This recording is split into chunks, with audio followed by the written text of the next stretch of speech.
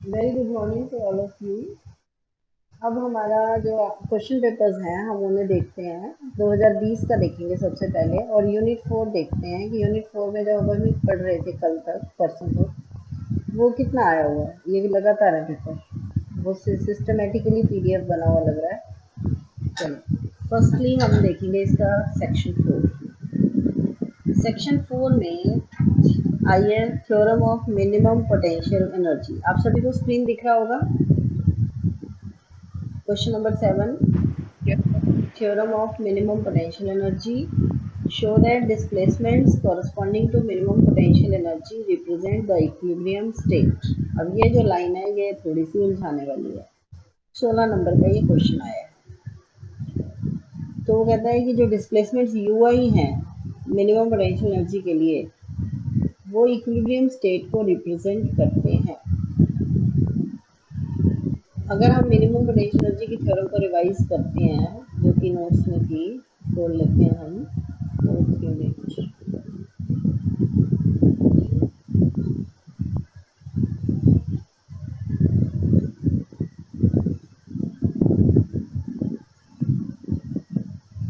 I hope खुल गया होगा ये। हाँ, तो इसमें पहली थ्योरम थी शायद ये मिनिमम पोटेंशियल एनर्जी। ये इसकी स्टेटमेंट क्या है?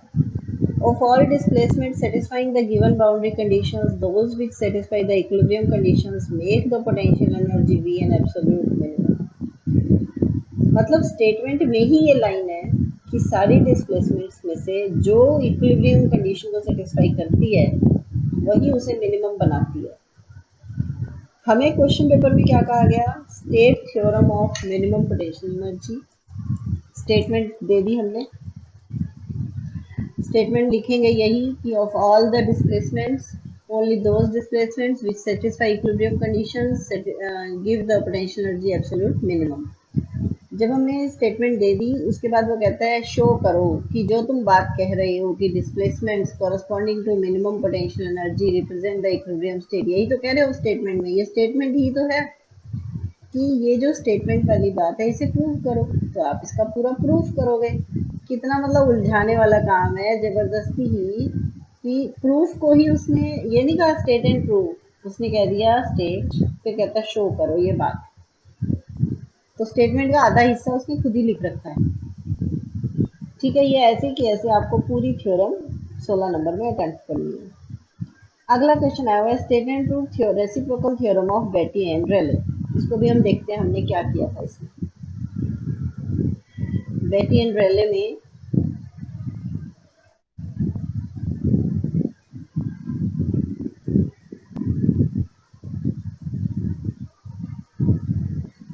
ये कहाँ पहुँच गई है? बहुत पीछे, बहुत नीचे आ गई है।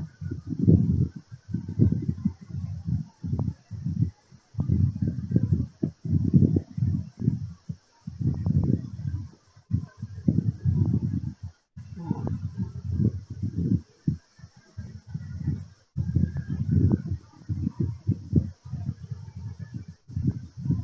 ये रहा रेसिप्रोकल थ्योरम ऑफ बेटी एंड रेले को स्टेट एंड प्रूव करना है।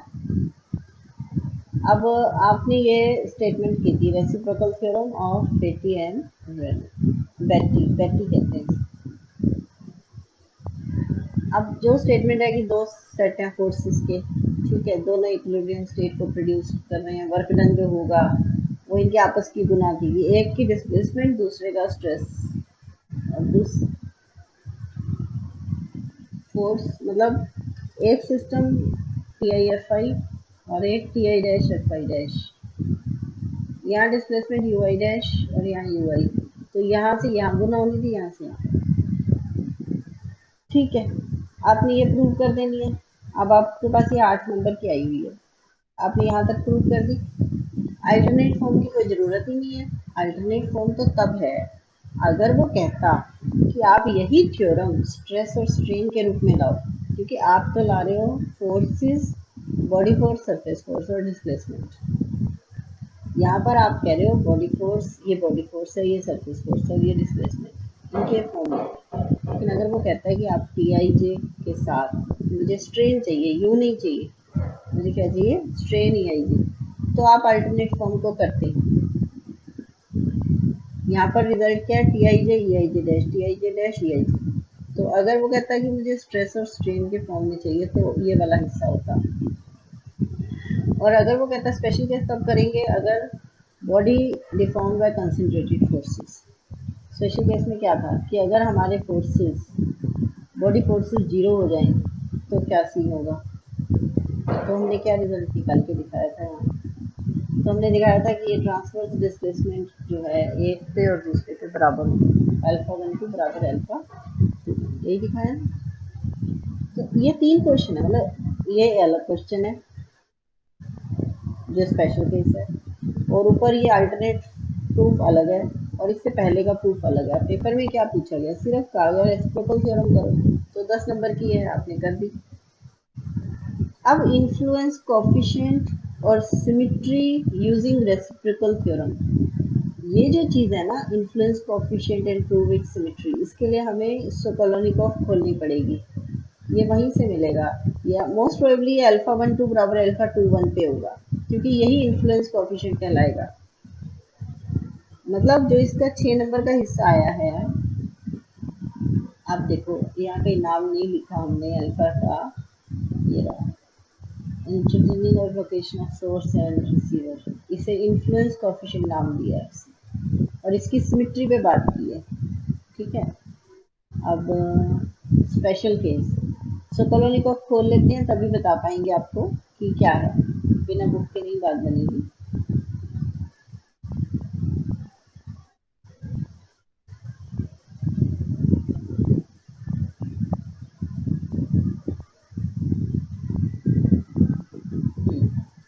अब हमें पेज नंबर चाहिए 399 ले लो। अरे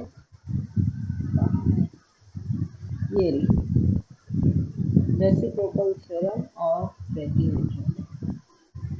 ठीक है, यहाँ तक हो गया। अब आगे देखो, deduced bye means of argument, इसमें स्ट्रेन के फॉर्म में किया होगा।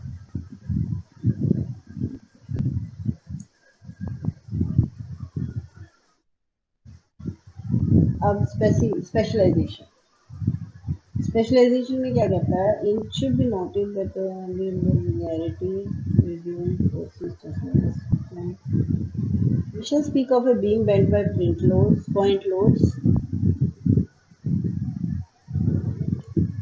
हाँ, दो इक्विलिब्रियम स्टेट्स ले ली, वन लोड पी एक्स और डिफ्लेक्शन वाई एक्स, दूसरे में पी डैश और डिफ्लेक्शन वाई डैश। ठीक है। अच्छा जी, अब यहाँ पर देखो, let the beam be loaded only by concentrated forces, transverse displacement, यहाँ तक हो गया। पी डैश ये हो गया रेसिप्रोकल थ्योरम में, ये रहा इन्फ्लुएंस कोएफिशिएंट। देखो कितना जरूरी था ये शब्द पे ध्यान देना। Alpha I J called the influence coefficient, लिखा हुआ दिख रहा है। तो अगर पेपर में क्वेश्चन आता तो आप तो ढूंढते रहते हैं कहाँ है मैडम, नोट्स में तो है नहीं है। तो ये यही पार्ट उसने कहा 6 नंबर में, इन्फ्लुएंस कोएफिशिएंट अल्फा को कह रहे हैं उसकी सिमेट्री कि अल्फा वन टू बराबर अल्फा टू वन। हो गया ये क्वेश्चन। तो ये स्पेशल केस है बेटी रेले थ्योरम का, स्पेशल केस ऑफ बेटी रेले।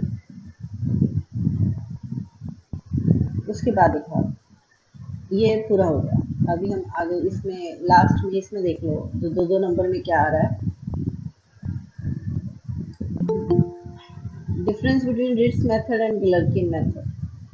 अब ये भी हमने नहीं किए, रिट्स और गलरकिन नहीं किए, लेकिन चूंकि डिफरेंस आया है तो ये मैं आपको कल करवा दूंगी कि अगर 2 नंबर में आता है तो आपने क्या लिखना है। ठीक है।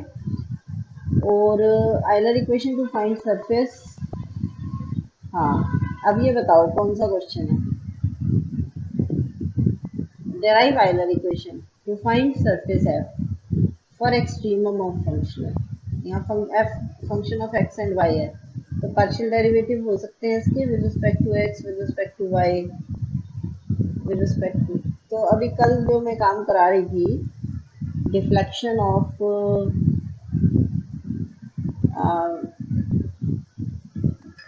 लास्ट टॉपिक था इलास्टिक मेम्ब्रेन, इलास्टिक मेम्ब्रेन वहीं पर था ना, वो दो उसका फंक्शन था, पार्शियल डेरिवेटिव मतलब function of x and y, वही था टू प्लेन में। मेम्ब्रेन का एरिया होता तो एरिया में एक्स और वाई दोनों थे,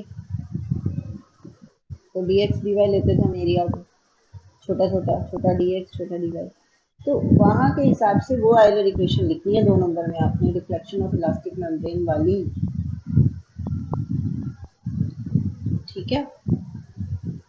अच्छा, how grooves affect the torsion, ये तो पिछले सेक्शन थर्ड का है, हो गया। अब आ जाओ आगे, ये है 2019, 19 में सेक्शन 4 देखो, डेराइव द टोर्जन प्रॉब्लम। अच्छा, टोर्जन प्रॉब्लम सेक्शन 4 में ही था, ध्यान नहीं था। To determine deformation in a cylindrical bar of arbitrary cross section, 16 number में आया हुआ है। सिलेंड्रिकल बार, कौन सा आर्टिकल एग्जैक्ट बनेगा इसके लिए, कल यहाँ डिस्कस करूंगी मैं, कल ये यहाँ से शुरू करूंगी। What are lines of shearing stress, बिल्कुल क्लियर है ये क्वेश्चन, नोट्स में है। Torsional rigidity for electric cylinder, एक बार नोट्स में दिखा दूंगी आपको। और ये theorem of minimum potential energy, ये भी क्लियर है, 8 तक सारे क्लियर है। अब ये देखो, आयलर इक्वेशन डिराइव करो, किसके लिए, डिफ्लेक्शन इन इलास्टिक स्ट्रीम, हो गया 5 नंबर में। अच्छा, ये डिफ्लेक्शन ऑफ इलास्टिक मेम्ब्रेन, ये भी सही है। और ये गैलरकिन मेथड का 6 नंबर का। तो हम एक काम करते हैं, जो आपके रिट्स और गैलरकिन का डिफरेंस कल बताऊंगी ना मोटा मोटा, तो कल मैं आपको रिट्स और गैलरकिन पे ही लेक्चर दे देती हूँ। इस सेक्शन में अगर कोई बात आ रही है थोड़ी बहुत एक्स्ट्रा, तो वो यही आ रही है, रिट्स और गैलरकिन, बाकी सब किया हुआ है। अब देखो 2018 का भी देख लो साथ ही, अब मुझे पता चल जाएगा कल आपको सेक्शन 4 में और क्या करवाना है। Theorem of minimum potential energy, role of variational methods in solving the problems of stress और डिस्प्लेसमेंट डिटर्मिनेशन, ये क्या है, ये क्या क्वेश्चन है, role of variational methods in solving the problems of stress और displacement determination in an elastic body. अच्छा, अभी देखते हैं इसको, ये 6 नंबर का आया हुआ है। आयलर इक्वेशन, ठीक है, इलास्टिक स्ट्रिंग के लिए निकालो डिफ्लेक्शन इलास्टिक मेम्ब्रेन, दोनों सही है ये, 10 नंबर का। और 6 नंबर का ये आ गया। अब ये जो है ना, role of variational methods in solving the problems of stress और displacement determination in an elastic body, जो मैंने शुरू में हेडिंग था ना वेरिएशनल मेथड्स, जो मैंने पहला लेक्चर दिया है वेरिएशन टोर्जन में, वेरिएशनल मेथड्स पे पहला लेक्चर जब दिया है, तो वहाँ मैंने कहा होगा कि रोल क्या है इसका, मतलब ये शुरुआत का आर्टिकल मिलेगा, इसको भी कल डिस्कस करते हैं। कल हम गैलरकिन रेट्स और ये क्वेश्चन इतना डिस्कस करेंगे। अच्छा, और यहाँ देखो, सिमिट्री ऑफ इन्फ्लुएंस कोएफिशिएंट्स आ गया दोबारा, अल्फा 1 2 बराबर alpha 2 1, reciprocal theorem, Betti and Rayleigh. Euler equation derive करो जब फंक्शनल के अंदर डेरिवेटिव्स हो अननोन फंक्शन के, मतलब y y dash y double dash. अच्छा, ग्रूव इफेक्ट, ग्रूव हमने किया था, ग्रूव से क्या होता है टोर्जन पे असर, सर्कुलर बार में स्पेशल ग्रूव पे मैंने वो भी कहा था, ग्रूव एक तरह के खड्डे होते थे, कि अगर सर्कुलर बार है और उसमें खड्डे हैं तो उससे टोर्जन पे क्या असर होता है। कल करेंगे हम ये सारी बात, ठीक है। फोर्थ सेक्शन पे अभी कल का लेक्चर और चलेगा, फोर्थ सेक्शन के क्वेश्चंस पे, हो सकता है परसों का भी चले, जब तक फोर्थ सेक्शन सेटिस्फैक्ट्री नहीं लगेगा इन सारे पेपरों के हिसाब से। देखो पेपर कितने हैं, 16, पिंकी जी ने पहले नहीं दिमाग लगाया, चलो टाइम पे याद आ गया सब, 15 14 ओके, इतने और 14 10, अभी और भी है 13, और बस, तो ये तो 8 9 पेपर हैं, इन्हीं में पहले फोर्थ सेक्शन डिस्कस करते हैं, फिर थर्ड, फिर सेकंड डिस्कस, राइट। तो हमारे अगले 10 लेक्चर तो बुक हो गए, चलेंगे ही अब तो, फिर तो 10 दिन और मिलेंगे हम।